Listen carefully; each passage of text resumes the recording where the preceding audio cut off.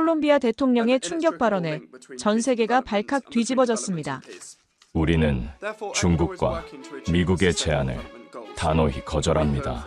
새벽 4시 콜롬비아 해군 본부 작전실이 긴급히 움직이기 시작했습니다. 한국이 제안한 단 한마디.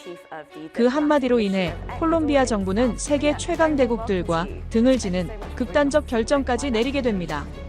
대체 한국이 제안한 것은 무엇이었을까요? 한국의 지혜는 감히 상상을 초월합니다. 더 충격적인 것은 그 말 한마디가 불러일으킨 세계적인 파장. 그들은 자신들의 이익을 위한 야심만 가득 채우려 했습니다.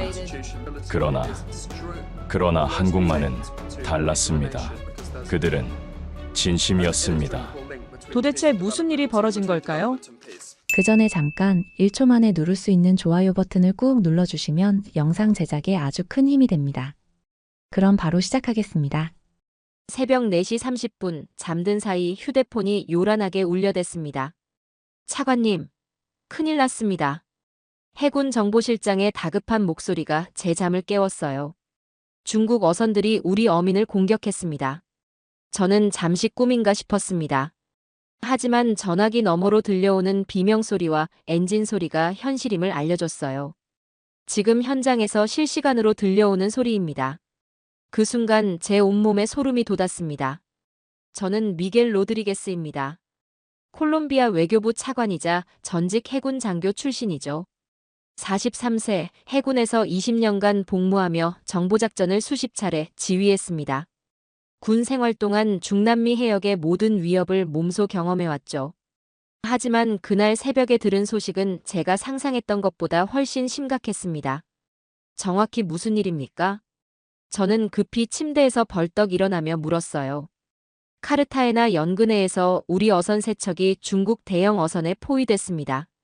어민들이 도움을 요청하고 있는데 우리 순찰선이 도착하기까지 2시간이 걸려요. 2시간. 그 긴 시간 동안 무슨 일이 벌어질지 상상하니 끔찍했습니다. 저는 급히 옷을 입고 차에 올랐어요. 해군 본부까지 가는 30분 동안 계속해서 상황 보고가 들어왔습니다. 어선 한 척의 그물이 완전히 파손됐습니다. 어민 한 명이 중국 어선에 끌려갔습니다. 제 가슴이 철렁 내려앉았어요. 우리 국민이 우리 바다에서 이런 일을 당하고 있다니. 2024년 초 콜롬비아 연안에 심각한 위기가 닥쳤습니다. 중국 대형 어선 수십 척이 우리 해역에 무단 침입한 거예요. 단순한 불법 조업이 아니었습니다. 이들은 조직적이고 체계적으로 우리 바다를 파괴하고 있었어요. 해군 본부에 도착했을 때 상황실은 아수라장이었습니다. 레이더 화면에는 수십 개의 적신호가 깜빡이고 있었고 통신기에서는 어민들의 절규가 들려왔어요. 도와주세요. 중국 어선이 우리를 들이받으려고 해요. 그물을 다 끊어버렸어요. 어떻게 살아야 합니까? 저는 매일 아침 해군 정보실에서 상황 보고를 받았습니다. 하지만 그날 아침의 보고는 달랐어요. 차관님, 어제 밤에도 중국 어선 12척이 우리 해역에 침입했습니다. 피해 규모는 어느 정도입니까? 어망절단, 어구 손실만 해도 수억 페소입니다. 하지만 더 심각한 것은 정보관이 말을 멈췄어요. 무엇입니까? 말해보세요. 어민들이 완전히 공포에 질렸습니다. 일부는 아예 바다에 나가기를 포기했어요. 이런 보고가 매일 반복됐어요. 우리 어민들은 생계를 위협받고 있었습니다. 바다에 나가는 것 자체가 목숨을 거는 일이 됐죠. 가장 충격적인 사건은 일주일 후에 일어났습니다.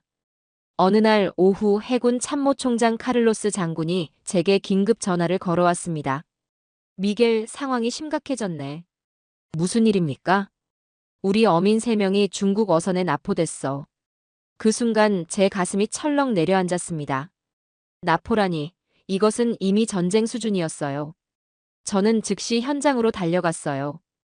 카르타헤나 항구에서 만난 어민 페드로 아저씨의 모습은 참담했습니다. 그의 왼쪽 팔에는 붕대가 감겨 있었고 얼굴에는 멍자국이 선명했어요. 차관님, 이제 우리는 어떻게 살아야 합니까? 그의 눈에는 절망이 가득했어요. 목소리도 떨리고 있었습니다. 무슨 일이 있었습니까? 저는 조심스럽게 물었어요. 20년 동안 이 바다에서 고기를 잡아왔는데 이제는 무서워서 나갈 수가 없어요. 페드로 아저씨가 떨리는 목소리로 말했습니다. 중국 어선들이 우리 그물을 끊고 어구를 빼앗아가요. 심지어 우리를 위협하기까지 해요. 더욱 충격적인 것은 그의 배 상태였습니다. 페드로 아저씨의 배는 처참한 상태였어요. 선체 곳곳에 충돌 흔적이 남아 있었고 어망은 갈기갈기 찢어져 있었어요. 조타실 창문은 깨져 있었고 배 한쪽 면에는 긴 긁힌 자국이 있었습니다. 이거 고치는 데만 수백만 페소가 들어갑니다. 그의 목소리는 떨리고 있었어요. 우리 같은 어민이 어디서 그런 돈을 구하겠어요? 옆에서 듣고 있던 다른 어민 호세 씨가 분노에 찬 목소리로 말했습니다. 중국 놈들이 우리를 개무시해요. 마치 여기가 자기들 바다인 것처럼 행동한다고요. 우리가 경고해도 비웃기만 해요. 저는 그 순간 깨달았습니다. 이것은 단순한 불법 조업 문제가 아니라 우리 국가 주권에 대한 심각한 도전이라는 것을요. 콜롬비아의 바다, 콜롬비아 어민들의 생존권이 위협받고 있었습니다. 그날 밤 저는 잠을 이룰 수 없었어요. 창밖으로 보이는 카리브해가 예전 같지 않게 느껴졌습니다. 평화롭던 우리 바다가 이제는 전쟁터가 된 것 같았어요. 다음 날 아침 대통령실에서 긴급 안보회의가 열렸어요. 이반 두케 대통령이 엄중한 표정으로 말했습니다. 우리는 지금 국가적 위기에 직면해 있습니다. 콜롬비아의 해상 주권이 심각하게 훼손되고 있어요. 국방장관이 현황을 보고했습니다. 현재 우리 해군의 순찰 능력으로는 한계가 있습니다. 중국 어선들은 첨단 장비로 무장하고 있어서 솔직히 말해서 우리가 열세입니다. 저는 그 회의에서 뼈아픈 현실을 직면했어요. 우리나라의 해군력만으로는 이 위기를 해결할 수 없다는 것을요. 콜롬비아 해군이 보유한 순찰선은 대부분 30년 이상 된 노후 장비였습니다. 반면 중국 어선들은 최신 장비로 무장한 거대한 함선들이었어요. 회의가 끝난 후 저는 혼자 사무실에 남았어요. 창밖으로 보이는 카리브해가 예전 같지 않게 느껴졌습니다. 우리가 정말 이 바다를 지킬 수 있을까? 그런 절망적인 의문이 머릿속을 떠나지 않았어요. 바로 그때였습니다. 제 비서가 조심스럽게 문을 두드렸어요. 차관님, 한국 대사관에서 연락이 왔습니다. 한국요? 네, 급한 용건이라고 하는데요. 저는 순간 고개를 갸우뚱했습니다. 한국이 왜 갑자기 연락을 했을까? 그때는 몰랐어요. 이 전화 한 통이 콜롬비아의 운명을 완전히 바꿀 것이라는 사실을요. 그리고 우리의 절망이 희망으로 바뀌는 기적적인 순간이 시작된다는 것을요. 한국 대사관으로부터 온 전화를 받은 순간 저는 예상치 못한 제안을 들었습니다. 차관님, 저희가 콜롬비아의 해양 안보 문제에 도움을 드리고 싶습니다. 김성훈 대사의 목소리는 진지하고 확고했어요. 하지만 저는 회의적이었습니다. 그동안 수많은 국가들이 도움을 약속했지만 실제로는 아무것도 해주지 않았거든요. 미국은 자체적으로 해결하라고 했고 유럽연합은 지켜보고 있다는 말만 반복했죠. 구체적으로 어떤 도움을 말씀하시는 건가요? 저는 조심스럽게 물었습니다. 김 대사의 대답은 놀라웠어요. 포항급 초계함을 무상으로 제공하겠습니다. 그리고 승무원 훈련과 유지보수까지 모두 지원하겠습니다. 저는 순간 말문이 막혔습니다. 포항급 초계함은 한국 해군의 주력 함정 중 하나예요. 76mm 함포와 첨단 레이더를 갖춘 최신 군함이죠. 조건이 있을 텐데요. 저는 현실적으로 물었습니다. 조건은 없습니다. 김 대사의 답변은 단호했어요. 다만 이 함정이 콜롬비아 국민의 안전을 지키는데 사용되기를 바랄 뿐입니다. 그 순간 저는 의심스러웠어요. 세상에 공짜는 없다는 것이 제 신념이었거든요. 정말 아무 조건이 없다는 말씀입니까? 네, 정말입니다. 김 대사는 확신에 찬 목소리로 답했어요. 70년 전 한국 전쟁 때 콜롬비아가 우리를 도와주신 은혜를 잊지 않았습니다. 그제서야 저는 깨달았어요. 한국 전쟁 당시 콜롬비아는 유엔군의 일원으로 한국을 도왔다는 사실을요. 우리 선조들이 흘린 피와 땀이 70년 후에 이런 형태로 돌아온 것이었습니다. 하지만 아직도 의구심은 남아 있었어요. 대사님, 정말 믿어도 되는 건가요? 한국 정부의 공식 입장입니까? 김 대사는 잠시 침묵했다가 말했습니다. 차관님, 내일 서울에서 온 특사단을 만나보시겠습니까? 직접 확인해 보세요. 다음 날, 저는 보고타의 한국 대사관을 찾았습니다. 그곳에서 만난 한국 국방부 국제협력실장 박준영 준장의 모습은 인상적이었어요. 군인다운 당당함과 동시에 따뜻한 인간미가 느껴졌습니다. 차관님, 한국은 약속을 지키는 나라입니다. 박 준장의 첫마디였어요. 70년 전 콜롬비아가 우리에게 보여준 우정을 우리는 결코 잊지 않았습니다. 그는 가방에서 두꺼운 서류 뭉치를 꺼냈어요. 이것은 포항급 초계함의 상세 스펙입니다. 그리고 이것은 훈련 프로그램 계획서예요. 저는 서류를 한 장씩 넘겨보며 놀랐습니다. 모든 것이 구체적이고 체계적으로 정리되어 있었어요. 함정 인도 일정, 승무원 훈련 계획, 유지보수 체계까지 빠짐없이 포함되어 있었습니다. 이 모든 것을 정말 무료로 제공한다는 말씀입니까? 저는 다시 한번 확인했어요. 네, 그렇습니다. 박 준장은 미소를 지으며 답했습니다. 다만 한 가지 부탁이 있어요. 드디어 조건이 나오는구나 싶었습니다. 무엇입니까? 이 함정에 콜롬비아다운 이름을 지어주세요. 그리고 콜롬비아 국민들을 잘 지켜주세요. 저는 그 순간 가슴이 뭉클해졌어요. 이것이 조건이라고 할 수 있을까요? 오히려 한국이 우리에게 당부하는 것 같았습니다. 박 준장은 계속해서 설명했어요. 한국은 지금까지 전 세계 20여 개국의 군함을 지원했습니다. 필리핀, 에콰도르, 페루 등 모든 지원이 무상이었어요. 왜 그렇게 하십니까? 저는 궁금했어요. 우리도 과거에 도움을 받았기 때문입니다. 박 준장의 목소리가 잠시 떨렸어요. 6.25 전쟁 때 전 세계 16개국이 우리를 도와주었어요. 그 은혜를 세계에 되돌려주는 것이 우리의 의무라고 생각합니다. 저는 그제서야 이해했습니다. 한국의 지원은 단순한 외교적 계산이 아니었어요. 진정한 감사의 마음에서 우러나온 것이었습니다. 그런데 왜 하필 콜롬비아입니까? 저는 마지막 질문을 던졌어요. 박 준장은 잠시 생각한 후 답했습니다. 콜롬비아 국민들이 보여준 용기 때문입니다.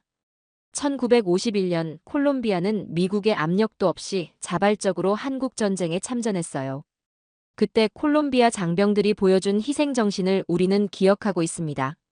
그 순간 저는 눈시울이 뜨거워졌어요. 우리 할아버지 세대가 먼 이국 땅에서 보여준 용기가 이런 결실을 맺을 줄 누가 알았겠어요? 회의가 끝난 후 저는 대사관 정원을 걸으며 생각에 잠겼습니다. 한국 전쟁 참전용사 기념비가 눈에 들어왔어요. 그 비석에 새겨진 이름들을 보며 저는 깨달았습니다. 진정한 우정은 시간과 공간을 초월한다는 것을요. 70년 전 우리 선조들이 심은 우정의 씨앗이 지금 우리에게 희망의 꽃을 피워주고 있었습니다. 한국의 제안을 받은 후 저는 즉시 대통령에게 보고했습니다. 두케 대통령은 처음에는 믿기 어렵다는 표정이었어요. 정말 조건이 없다고 했나? 네, 대통령님. 확실히 확인했습니다. 대통령은 잠시 침묵하더니 말했습니다. 미겔, 이것은 단순한 군사 지원이 아니야. 이것은 두 나라 간의 깊은 우정이 만들어낸 기적이야. 그날 오후 국가안보회의가 소집됐어요. 회의실에는 국방장관, 외교장관, 해군참모총장 등 주요 인사들이 모였습니다. 분위기는 긴장감과 기대감이 교차하고 있었어요. 국방장관 라파엘 가르시아가 먼저 입을 열었습니다. 한국의 제안은 분명 매력적입니다. 하지만 우리가 놓치고 있는 부분이 있을 수 있어요. 외교장관 카를로스 트루히오도 신중한 입장이었어요. 국제정치에서 공짜는 없습니다. 한국이 우리에게서 얻고자 하는 것이 분명히 있을 거예요. 해군 참모총장 엘리케 곤살레스 제독은 다른 의견이었습니다. 지금 우리 상황을 보세요. 중국 어선들의 침입은 날이 갈수록 심해지고 있어요. 우리 힘만으로는 한계가 명확합니다. 저는 한국 측과의 만남에서 느꼈던 진정성을 전달하려 했어요. 여러분, 저는 박준영 준장의 눈을 직접 봤습니다. 그분의 말에는 진심이 담겨 있었어요. 한국 전쟁 때 우리가 보여준 우정에 대한 감사의 마음이 느껴졌습니다. 하지만 의심의 목소리는 계속됐어요. 국방장관이 다시 발언했습니다. 미겔, 감정에 휩쓸리면 안 돼. 우리는 국가의 운명을 결정하는 자리에 있어. 만약 한국이 나중에 다른 요구를 한다면 어떻게 할 거야? 그때 두케 대통령이 조용히 말했습니다. 여러분, 잠시 과거를 돌아봅시다. 1951년, 우리 선조들은 왜 한국 전쟁에 참전했을까요? 미국의 압력 때문이었나요? 경제적 이익 때문이었나요? 회의실이 조용해졌어요. 대통령은 계속해서 말했습니다. 아니었습니다. 순수한 정의감 때문이었어요. 자유와 평화를 지키려는 숭고한 뜻 때문이었죠. 그런데 지금 한국이 우리에게 보여주는 것도 마찬가지가 아닐까요? 70년 전 받은 도움을 잊지 않고 되돌려주려는 순수한 마음 말이에요. 저는 그 순간 대통령의 지혜에 감탄했어요. 국제 정치를 단순한 이해관계로만 보지 않고 인간적 가치로 바라보는 시각이었습니다. 외교 장관이 여전히 우려를 표했어요. 대통령님, 하지만 현실적으로 생각해 봐야 합니다. 미국과 중국은 이런 협력을 어떻게 볼까요? 혹시 지역 균형에 문제가 생기지 않을까요? 대통령은 미소를 지으며 답했습니다. 카를로스, 우리는 어느 나라의 속국이 아닙니다.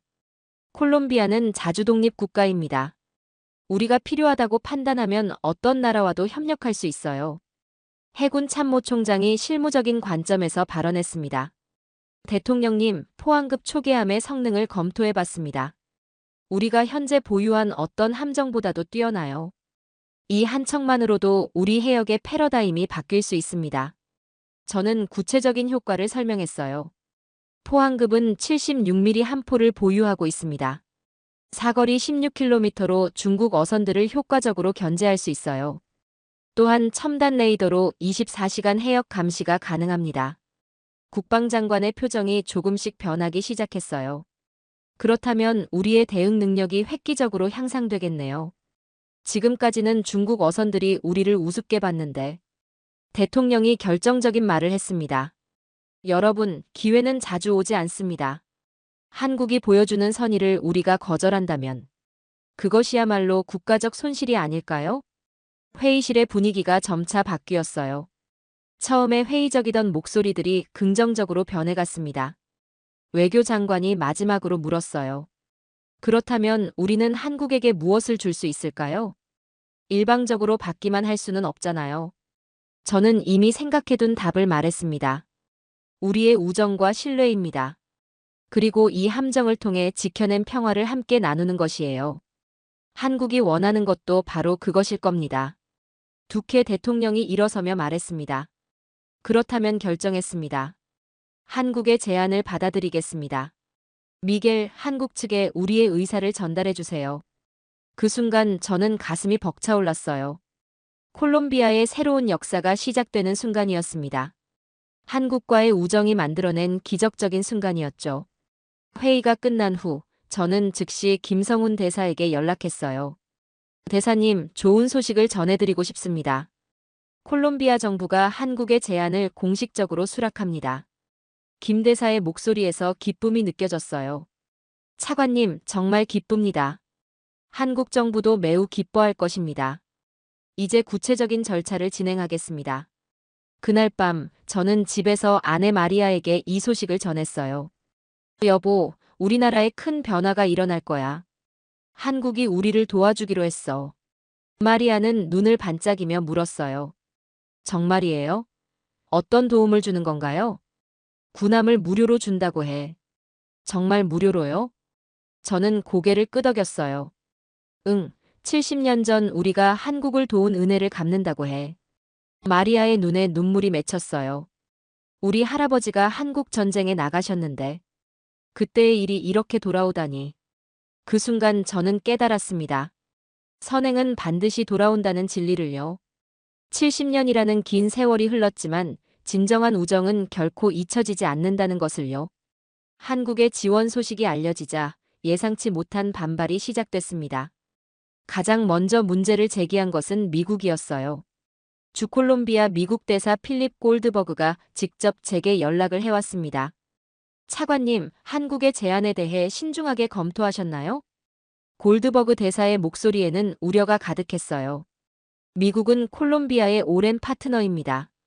이런 중요한 결정을 내리기 전에 우리와 상의했어야 하는 것 아닌가요?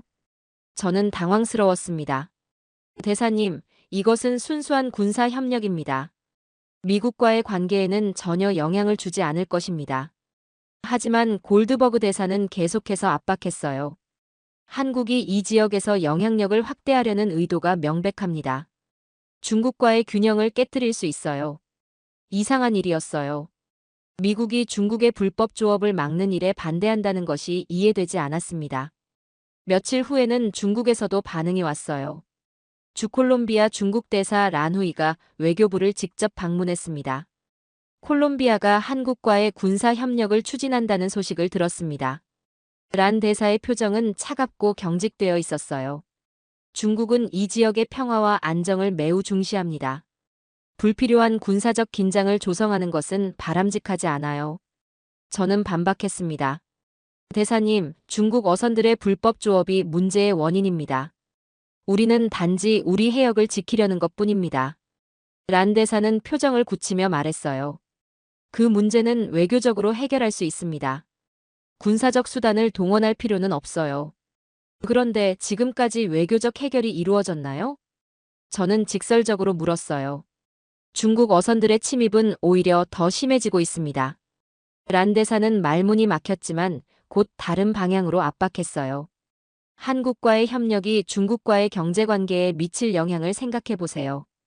콜롬비아의 최대 무역 파트너가 누구인지 아시죠? 이것은 명백한 경제적 위협이었어요.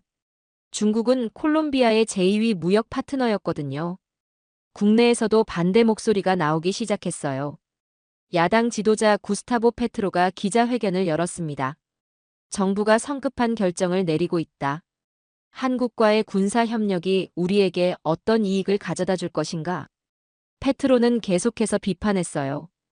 이것은 새로운 종속 관계를 만드는 것이다. 우리는 어느 나라의 군사적 영향권에도 들어가서는 안 된다. 언론도 양분됐어요.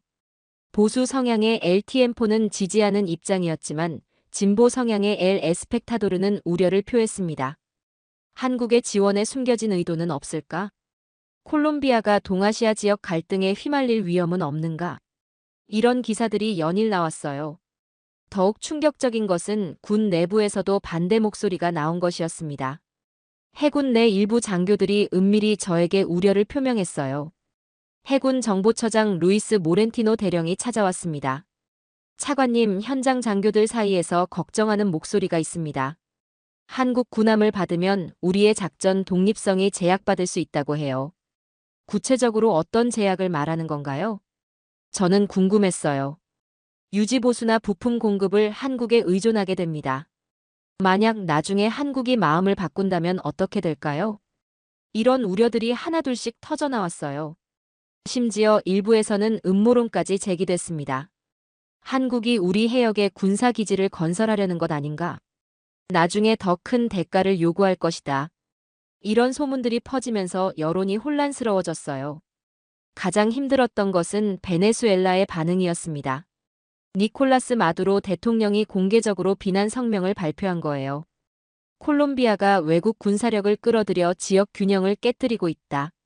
이것은 라틴 아메리카의 평화에 대한 위협이다. 베네수엘라는 우리와 국경을 맞대고 있는 나라예요. 그들의 반발은 새로운 긴장을 만들어낼 수 있었습니다.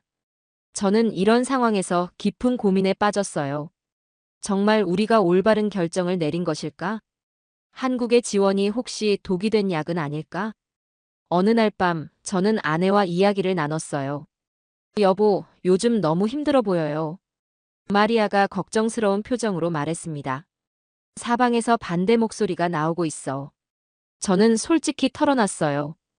혹시 내가 잘못 판단한 것은 아닐까? 마리아는 제 손을 잡으며 말했어요.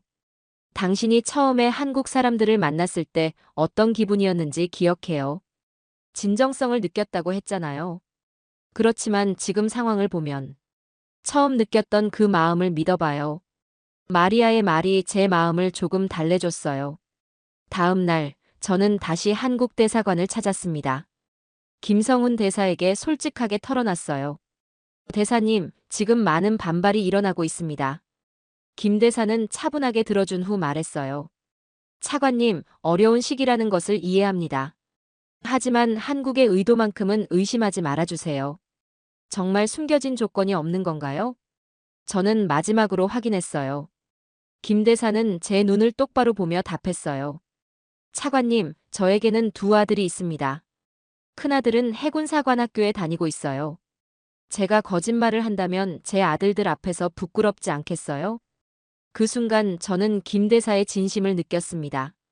한 아버지로서 한 국가의 외교관으로서의 진정성을요. 대사님, 죄송합니다. 저는 고개를 숙였어요. 의심했던 제 자신이 부끄럽습니다. 김 대사는 미소를 지으며 말했어요. 차관님, 의심하는 것은 당연합니다. 하지만 이제는 믿어주세요. 한국은 약속을 지키는 나라입니다.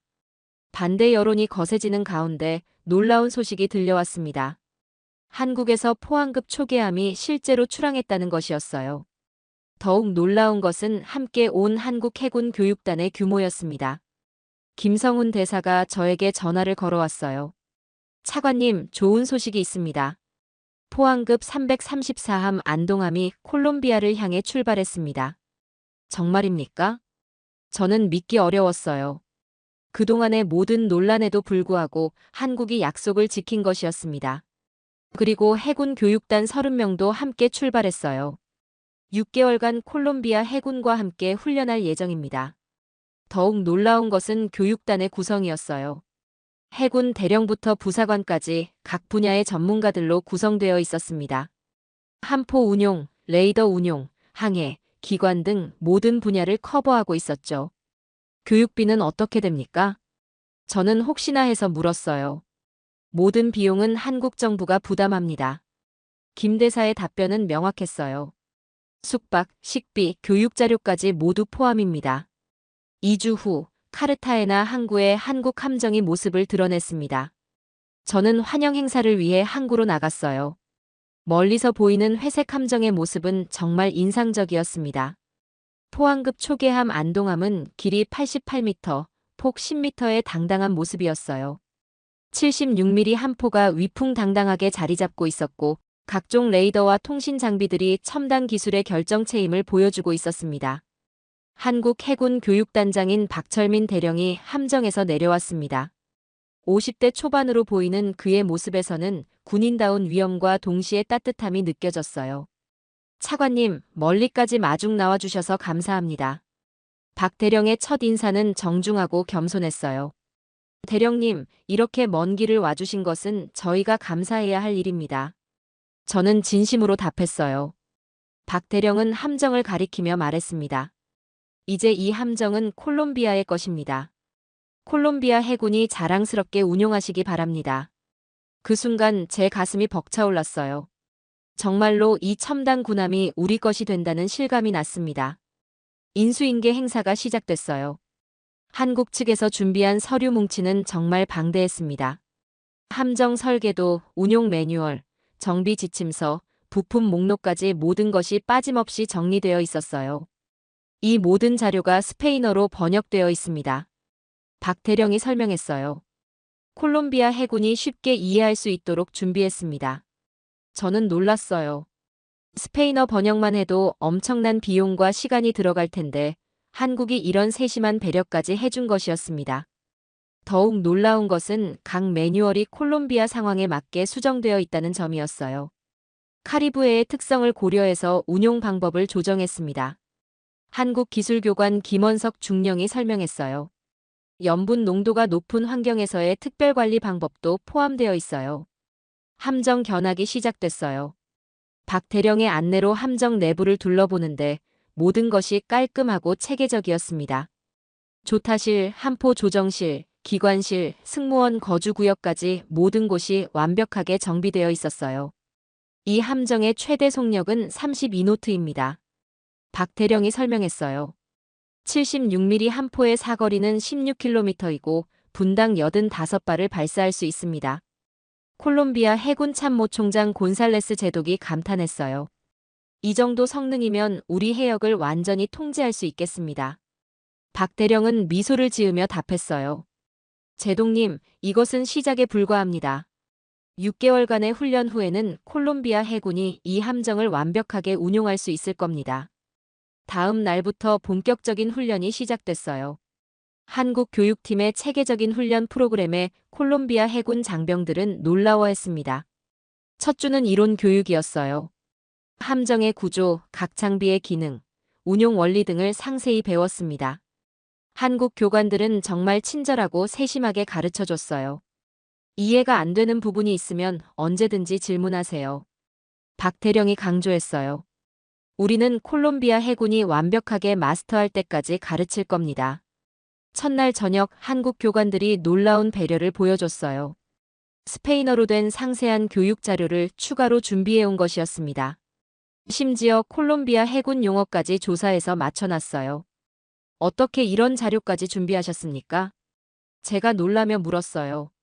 출발하기 전에 콜롬비아 해군 교범을 연구했습니다. 김원석 중령이 웃으며 답했어요. 여러분이 익숙한 용어로 배우는 것이 중요하니까요. 콜롬비아 해군 중위 카를로스 라미레스가 질문했어요. 대령님, 76mm 한 포의 정확도는 어느 정도입니까? 10km 거리에서 2m 오차 범위 내에 명중시킬 수 있습니다. 한국 포술교관 이중사가 자신있게 답했어요. 라미레스 중위는 눈을 크게 뜨며 놀랐어요.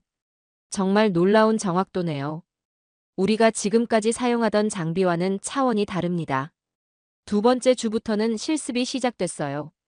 함정 운항부터 각종 장비 조작까지 하나하나 직접 체험했습니다. 한국 교관들은 정말 인내심을 가지고 반복해서 가르쳐줬어요. 가장 인상적이었던 것은 한국 교관들의 세심한 배려였어요. 콜롬비아 장병들의 식습관까지 고려해서 한국식 도시락을 준비할 때도 매운 음식을 빼고 만들어줬습니다. 한국 음식이 너무 매울까봐 걱정했어요. 박대령이 웃으며 말했어요. 그래서 특별히 순한 맛으로 준비했습니다. 심지어 콜롬비아의 전통 명절인 성령 강림절을 챙겨줬어요. 한국 교관들이 자발적으로 콜롬비아 국기와 꽃을 준비해서 작은 축하 행사를 열어준 것이었습니다. 우리 명절을 어떻게 아셨어요? 라미레스 중위가 감동해서 물었어요. 콜롬비아에 오기 전에 열심히 공부했습니다. 이중사가 미소를 지으며 답했어요. 여러분의 문화를 존중하고 싶었거든요. 특히 인상적이었던 것은 한국 교관들의 성실함이었어요. 새벽 5시부터 밤 10시까지 쉬지 않고 교육에 매진했습니다. 심지어 주말에도 자발적으로 보충 교육을 해줬어요. 왜 이렇게까지 해주십니까? 제가 박 대령에게 물었어요. 박 대령은 잠시 생각한 후 답했습니다. 차관님, 저희 할아버지 세대가 받은 은혜를 갚는 일입니다. 그리고 콜롬비아가 성공해야 저희도 자랑스럽습니다. 이것은 단순한 업무가 아니라 마음의 빚을 갚는 일이에요. 그 말을 들으며 저는 감동했어요. 단순히 장비만 주고 끝내는 것이 아니라 정말로 콜롬비아의 성공을 바라고 있었습니다. 한국 교관들은 콜롬비아 장병들과의 개인적 친분도 쌓아갔어요. 이중사는 라미레스 중위에게 한국어를 가르쳐주기 시작했고 라미레스 중위는 그에게 살사춤을 가르쳐줬습니다. 안녕하세요, 감사합니다. 라미레스 중위가 어색한 한국어로 인사했을 때 모든 사람이 박수를 쳤어요. 무이비엔, 무이비엔. 이중사도 어색한 스페인어로 잘했다고 외쳤고 모든 사람이 웃음을 터뜨렸습니다. 3주차가 되자 놀라운 변화가 나타났어요. 콜롬비아 해군 장병들의 자신감이 눈에 띄게 향상된 것이었습니다. 이전에는 낡은 장비 때문에 위축되어 있던 모습이 완전히 달라졌어요. 해군 상사 페드로 모랄레스가 말했어요. 이제 정말 자신있게 바다에 나갈 수 있을 것 같습니다. 중국 어선들이 와도 두렵지 않아요. 우리도 이제 진짜 해군이 된 기분이에요. 한국 교관들도 콜롬비아 해군의 빠른 습득 능력에 놀라워했어요. 콜롬비아 해군의 기본기가 정말 탄탄합니다. 이중사가 칭찬했어요. 이해력도 빠르고 열정도 대단해요. 한국에서 가르치는 것보다 오히려 쉬워요. 한국 교관들이 보여준 또 다른 배려는 가족에 대한 관심이었어요. 장기간 훈련으로 집을 비우는 콜롬비아 장병들의 가족들을 위해 특별 행사를 준비한 것이었습니다. 가족분들도 초대하고 싶습니다. 박 대령이 제안했어요. 함정 견학과 함께 한국 문화 체험 행사를 열겠습니다. 그 행사에서 한국 교관들은 한국 전통 음식을 직접 만들어 대접했어요. 김치찌개, 불고기, 김밥 등을 정성스럽게 준비했습니다. 라미레스 중위의 아내 마리아 여사가 감동해서 말했어요. 이렇게 정성스럽게 대해주시다니. 남편이 매일 한국 교관님들 이야기를 해서 궁금했는데 이제 이해가 됩니다. 4주 차에는 드디어 실전 훈련이 시작됐어요. 한국 교관들의 지도하에 콜롬비아 해군이 직접 함정을 운항하고 함포를 발사하는 훈련이었습니다. 첫 함포 발사 훈련 때의 감동은 잊을 수 없어요. 76mm 함포가 천둥 같은 소리와 함께 포탄을 발사했을 때 모든 사람들이 환호성을 질렀습니다. 16km 떨어진 표적을 정확히 명중시킨 것이었어요. 곤살레스 제독이 감격해서 말했어요. 이제 정말 우리도 해상 강국이 된 기분입니다. 한국의 도움으로 완전히 새로운 차원에 올라섰어요. 그 순간 저는 깨달았습니다. 한국이 준 것은 단순한 군함이 아니었어요. 콜롬비아 해군의 자신감과 자부심, 그리고 미래에 대한 희망이었습니다. 그리고 무엇보다 진정한 우정이 무엇인지 보여준 것이었어요. 훈련이 한창 진행되던 어느 날, 긴급 상황이 발생했습니다.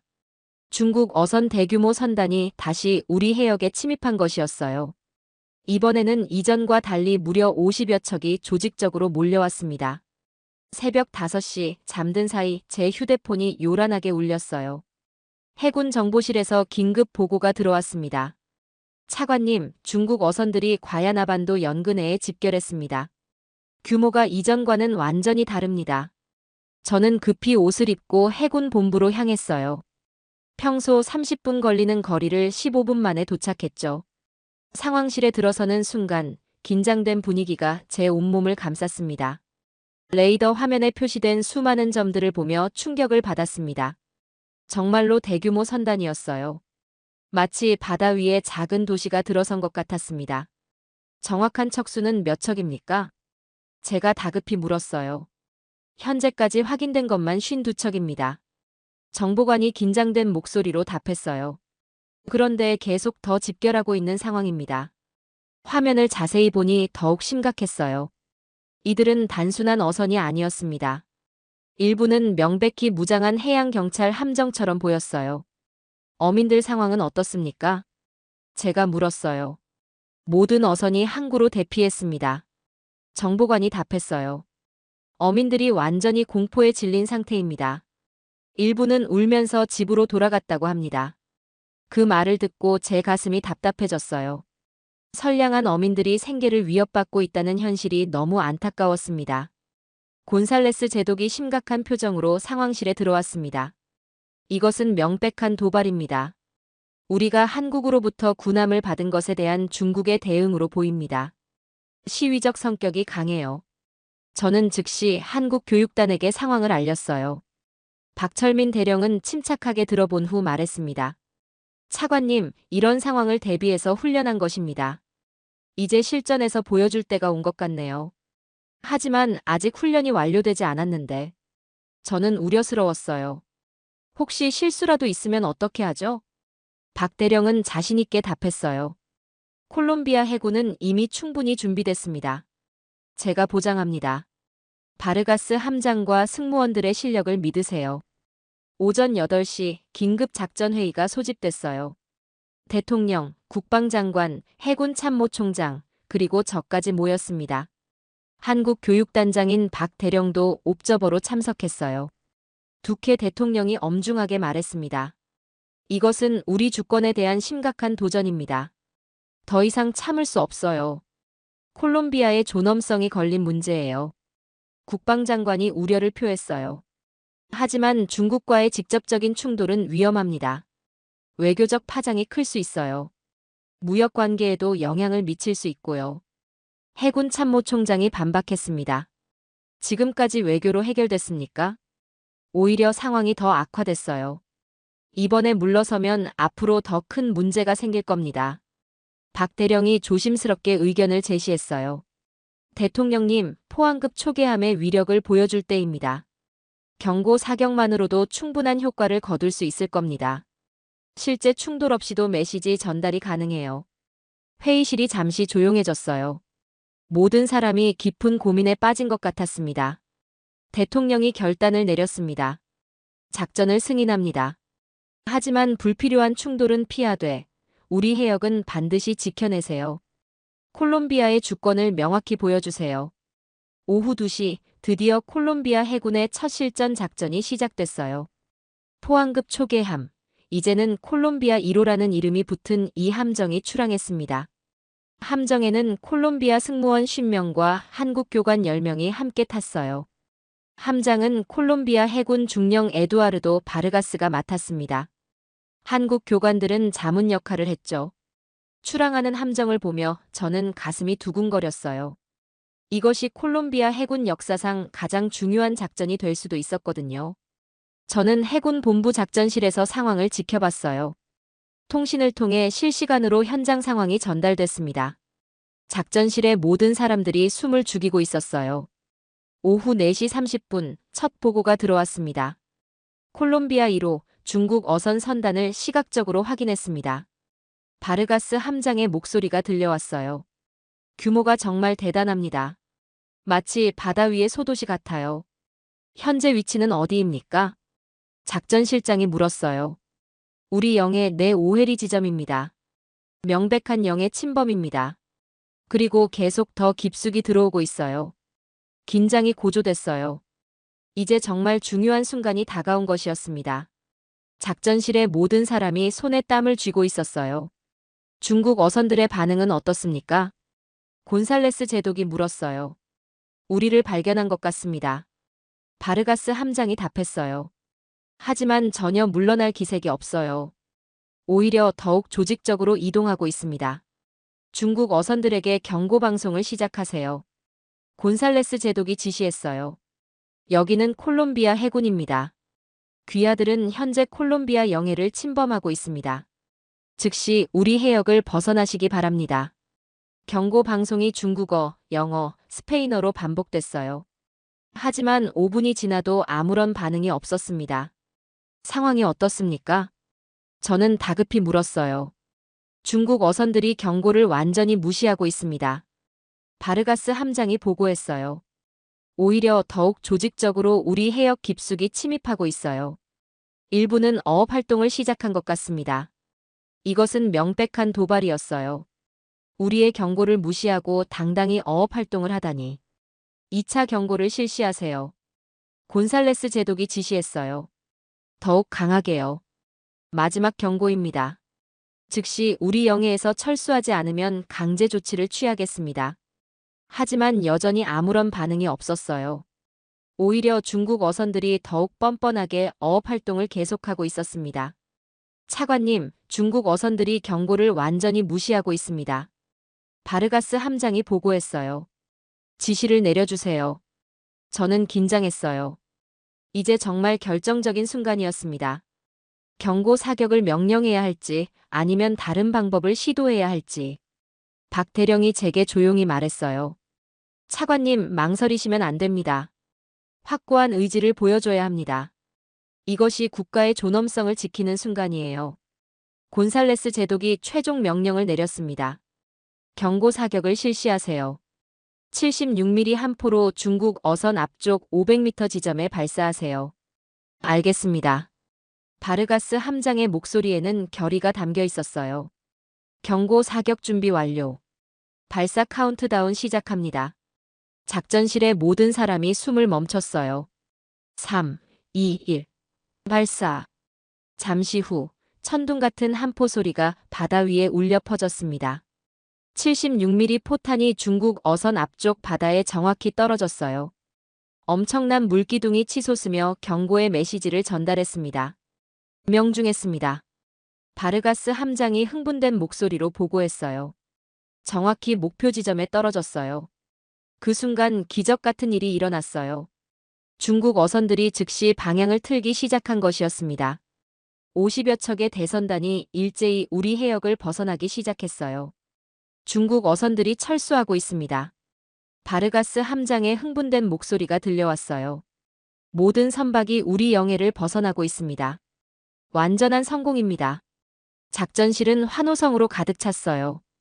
단 한 발의 경고 사격으로 50여 척의 중국 어선을 물리친 것이었습니다. 모든 사람이 서로를 끌어안으며 기뻐했어요. 곤살레스 제독이 감격해서 말했어요. 이제 정말 우리도 해상 강국이 됐습니다. 한국의 도움으로 이런 기적을 이뤄낸 거예요. 콜롬비아 해군 역사상 가장 자랑스러운 순간이에요. 박 대령은 뿌듯한 표정으로 말했어요. 콜롬비아 해군의 실력이 정말 대단합니다. 완벽한 작전 수행이었어요. 한국 해군도 이렇게 훌륭한 파트너를 만나서 영광입니다. 그날 저녁 전국의 뉴스는 이 소식으로 도배됐어요. 콜롬비아 해군, 중국 어선 대선단 물리쳐. 한국 지원 군함, 첫 실전에서 대성공. 단 한 발의 사격으로 주권 수호. 어민들의 반응이 가장 뜨거웠어요. 페드로 아저씨가 텔레비전 인터뷰에서 울먹이며 말했습니다. 이제 정말 안심하고 바다에 나갈 수 있을 것 같아요. 우리에게도 이런 날이 올 줄 몰랐어요. 한국에게 정말 감사합니다. 그 순간 저는 깨달았습니다. 한국의 지원이 가져온 진짜 의미를요. 단순히 군함 한 척을 받은 것이 아니라 콜롬비아의 자존심과 주권을 되찾은 것이었습니다. 중국 어선 대선단을 물리친 소식은 전 세계로 퍼져나갔습니다.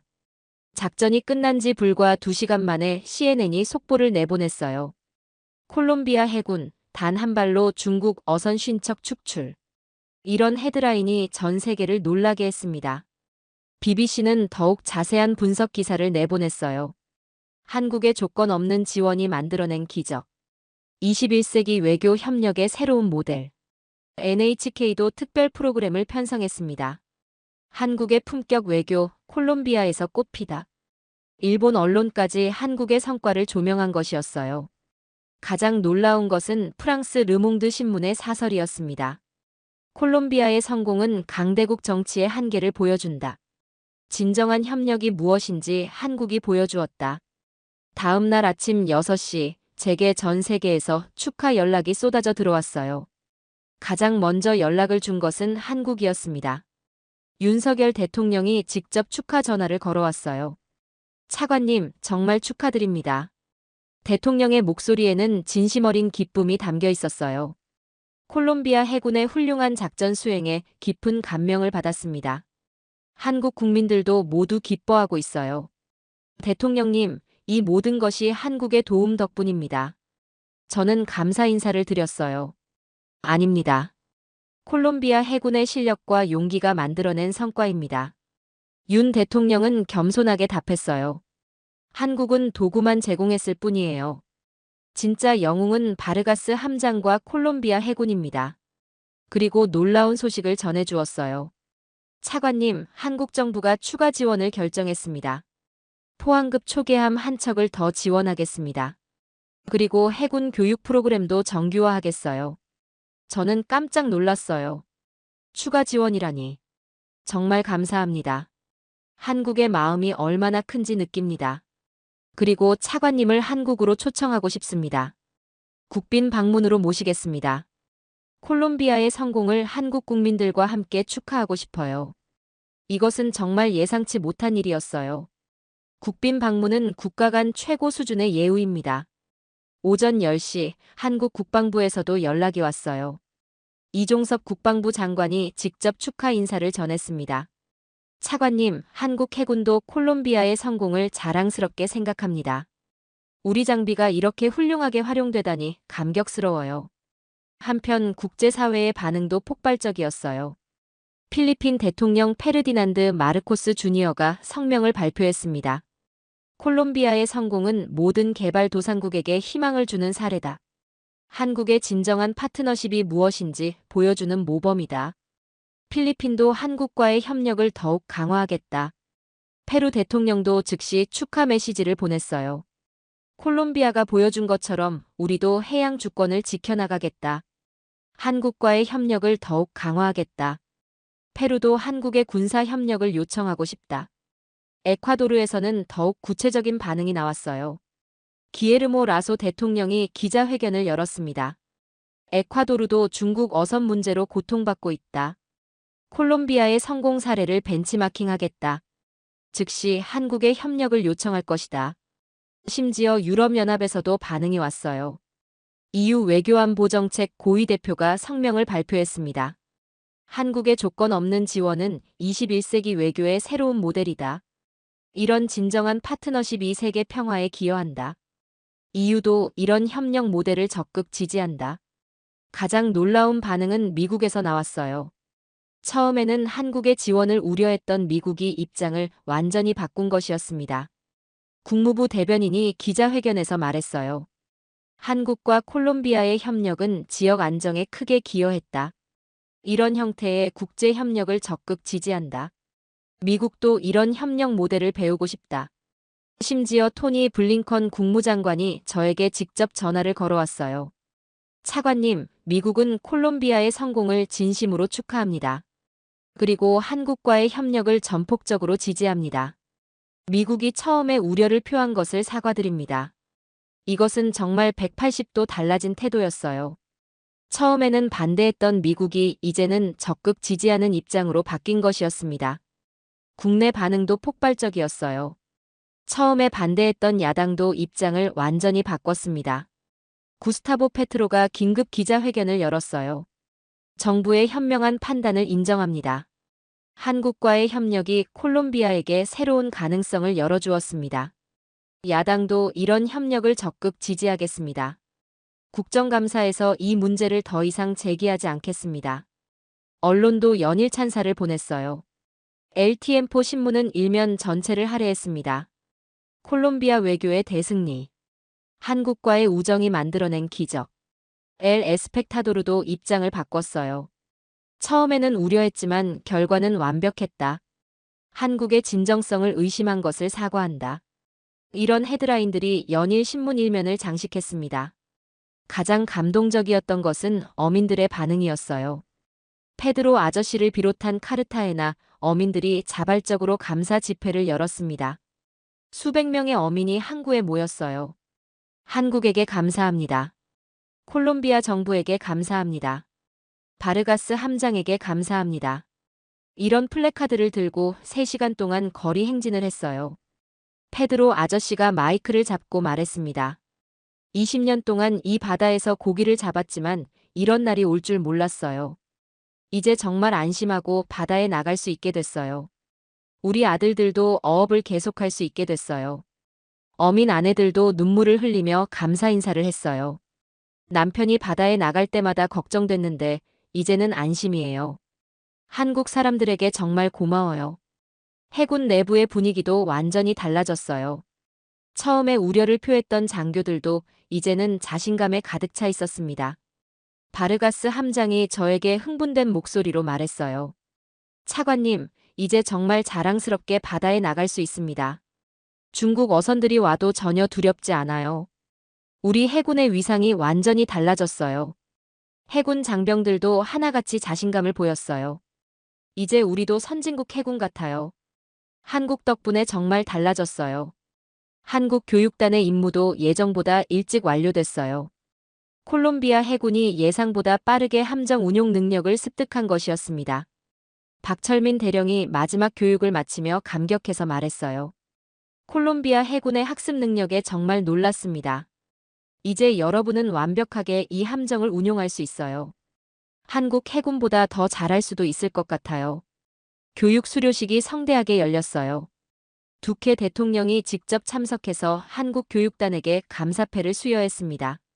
한국의 진정한 우정에 깊이 감사드립니다. 콜롬비아는 이 은혜를 절대 잊지 않겠습니다. 한국은 우리의 영원한 형제 국가입니다.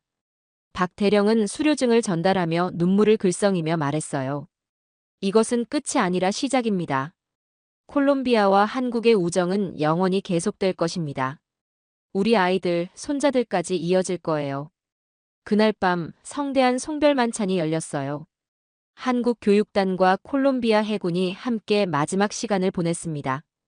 분위기는 이별의 아쉬움과 성취의 기쁨이 교차했어요. 한국 교관들은 하나같이 말했어요. 콜롬비아에서 정말 보람찬 시간을 보냈습니다. 여러분과 함께 일할 수 있어서 영광이었어요. 이런 성공을 함께 만들어낸 게 자랑스러워요. 콜롬비아 해군 장병들도 감사 인사를 전했어요. 선생님들 덕분에 새로운 세계를 알게 됐습니다. 이 교육을 평생 잊지 않겠습니다. 우리 아이들에게도 이 이야기를 들려주겠어요. 이중사가 라미레스 중위에게 형처럼 말했어요. 중위님, 정말 빠르게 발전하셨어요. 이제 저보다 더 잘하실 것 같아요. 한국에 오시면 꼭 연락하세요. 라미레스 중위는 웃으며 답했어요. 중사님이 너무 잘 가르쳐 주셨거든요. 한국 해군의 기술과 정신을 모두 배웠습니다. 언젠가 꼭 한국에 가서 은혜를 갚겠어요. 만찬이 끝날 무렵 박 대령이 저에게 작은 선물을 건네주었어요. 한국 해군기와 함께 콜롬비아, 한국 우정 영원이라고 새겨진 아름다운 기념품이었습니다. 차관님, 이것을 기념으로 받아주세요. 70년 전 우리가 받은 은혜를 조금이나마 갚을 수 있어서 영광이었습니다. 이 성공은 차관님의 결단 덕분이에요. 저는 그 순간 눈물이 나올 것 같았어요. 대령님, 정말 고맙습니다. 한국의 진심을 평생 잊지 않겠습니다. 이 우정을 콜롬비아 국민 모두가 기억할 거예요. 다음 날 아침 한국 교육단이 귀국길에 올랐어요. 카르타헤나 공항에는 놀랍게도 수천 명의 콜롬비아 해군과 시민들이 나와 환송했습니다. 고마워요, 한국. 또 만나요. 사랑해요, 한국. 이런 함성이 공항을 가득 메웠어요. 어린아이들까지 한국 국기를 흔들며 환송했습니다. 박 대령이 마지막 인사를 하며 감격해서 말했어요. 콜롬비아에서 보낸 6개월은 제 인생 최고의 시간이었습니다. 여러분과의 우정을 평생 소중히 간직하겠습니다. 콜롬비아는 제게 제2의 조국이 됐어요. 비행기가 이륙하는 모습을 보며 저는 깊이 생각했어요.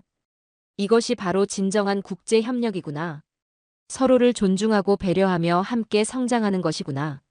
한국이 보여준 것은 단순한 군사 지원이 아니었어요. 진정한 파트너십, 그리고 70년을 이어온 우정의 힘이었습니다. 그리고 이제 이 우정은 다음 세대로 이어질 것이었어요. 한국 교육단이 떠난 후 콜롬비아의 변화는 더욱 가속화됐습니다.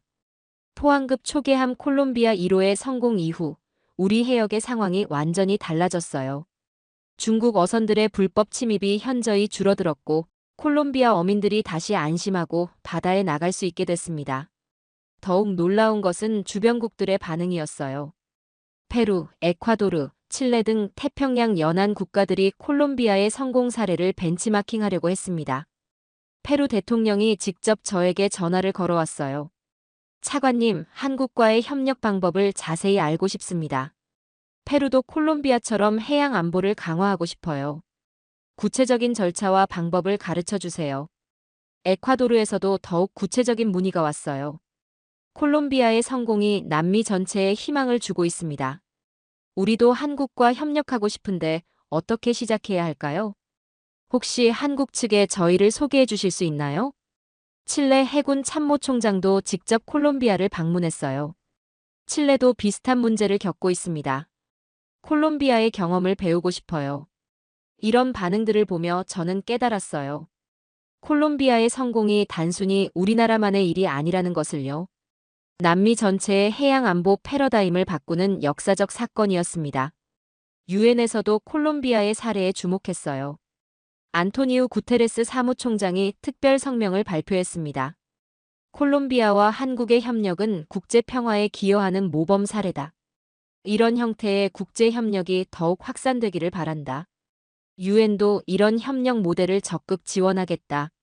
국제회사 기구 IMO에서도 콜롬비아 사례를 연구하기 시작했어요. 한국의 조건 없는 지원 모델이 새로운 국제 협력의 표준으로 제시됐습니다. IMO 사무총장이 직접 콜롬비아를 방문해서 성공 사례를 조사했어요.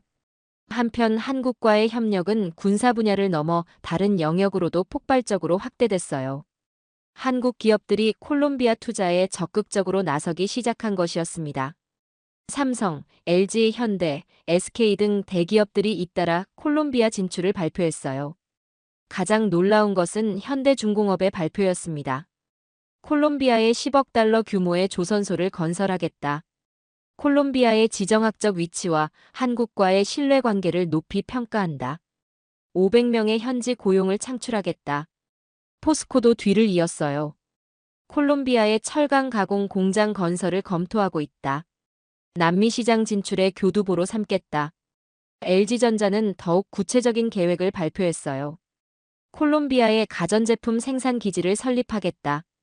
연간 50만 대 규모의 생산 능력을 갖춘 공장을 건설할 것이다. 이런 경제적 효과는 예상을 훨씬 뛰어넘었어요. 군함 한 척의 지원이 총 30억 달러 규모의 투자로 이어진 것이었습니다. 콜롬비아 경제부 장관이 감격해서 말했어요. 한국과의 협력으로 우리 경제가 새로운 전환점을 맞았다. 이것은 단순한 투자가 아니라 미래를 여는 동반자십이다. 한국 문화에 대한 관심도 폭발적으로 늘어났어요. 콜롬비아 젊은이들 사이에서 K-팝과 한국 드라마가 엄청난 인기를 끌었습니다. 보고타 최대 서점가에는 한국어 학습서가 베스트셀러가 됐어요. 한국어를 배우고 싶어요. 한국에서 일하고 싶어요. 한국 문화가 너무 매력적이에요.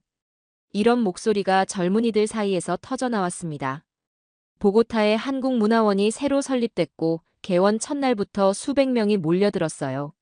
한국어 강좌 신청자가 너무 많아서 대기자 명단이 3개월치까지 밀렸습니다.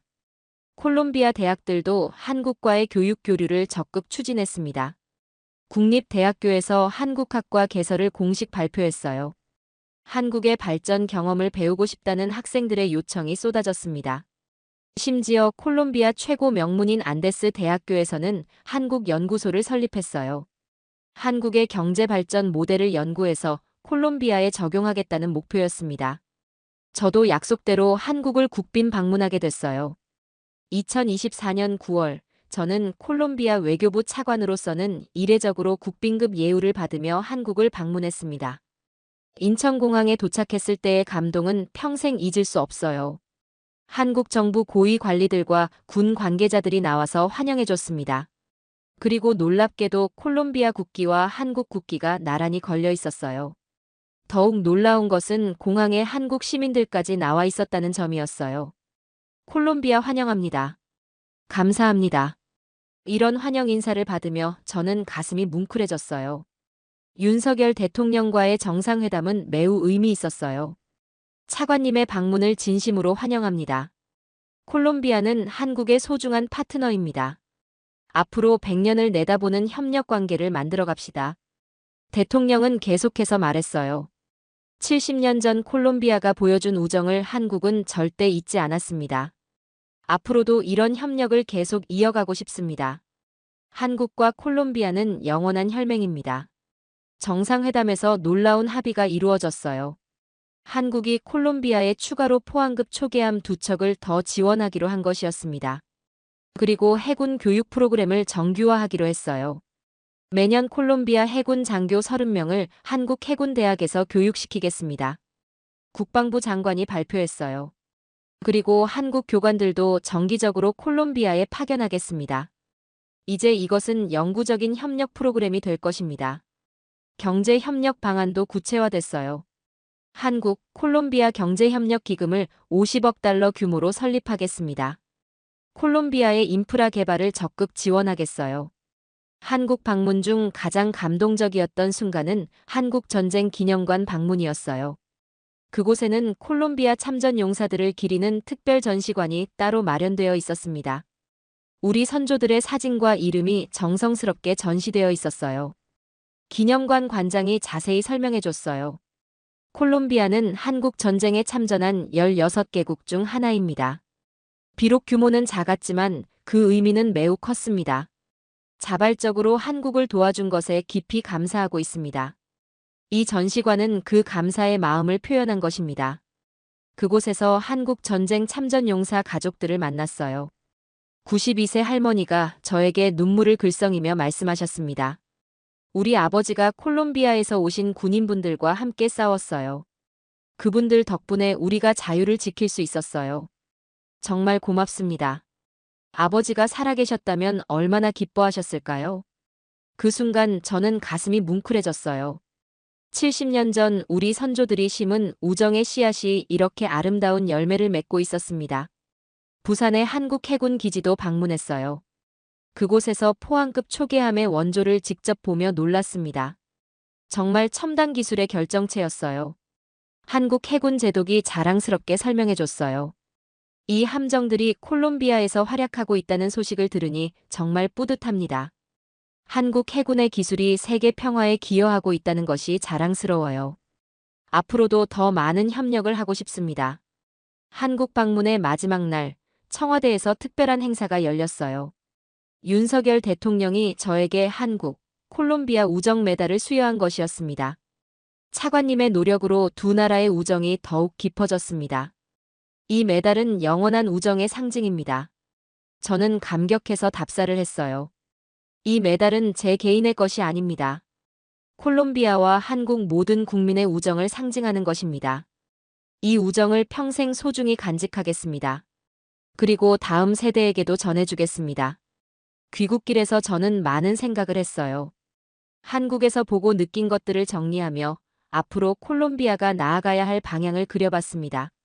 한국의 발전 경험에서 배울 점이 정말 많았어요. 교육에 대한 투자, 기술 개발에 대한 열정, 그리고 무엇보다 다른 나라와의 진정한 협력 정신. 이런 것들이 한국을 선진국으로 만든 원동력이었습니다. 콜롬비아로 돌아온 후 저는 대통령에게 상세한 보고를 드렸어요. 한국의 성공 비결은 단순합니다. 진정성 있는 국제 협력과 끊임없는 자기 발전입니다. 그리고 무엇보다 받은 은혜를 잊지 않는 마음입니다. 두케 대통령이 흥미롭게 물었어요. 그렇다면 우리도 한국처럼 다른 나라를 도울 수 있을까요? 저는 확신을 갖고 답했어요. 물론입니다, 대통령님. 우리도 언젠가는 다른 나라에게 도움을 줄 수 있는 나라가 될 것입니다. 한국이 그 모델을 보여줬어요. 이제 우리도 그 선순환의 고리에 참여해야 합니다. 그리고 실제로 그런 기회가 빨리 왔어요. 과테말라에서 콜롬비아에게 도움을 요청해온 것이었습니다. 콜롬비아의 성공 경험을 공유해달라는 간절한 요청이었어요. 저는 기쁜 마음으로 과테말라를 방문했습니다. 그곳에서 콜롬비아의 경험을 전수하며 한국에서 배운 진정한 협력 정신을 실천했어요. 도움을 받은 것에 감사하며 이제 우리가 도움을 주는 차례입니다. 이제 콜롬비아는 단순히 도움을 받는 나라가 아니라 다른 나라에게 도움을 줄 수 있는 나라가 됐습니다.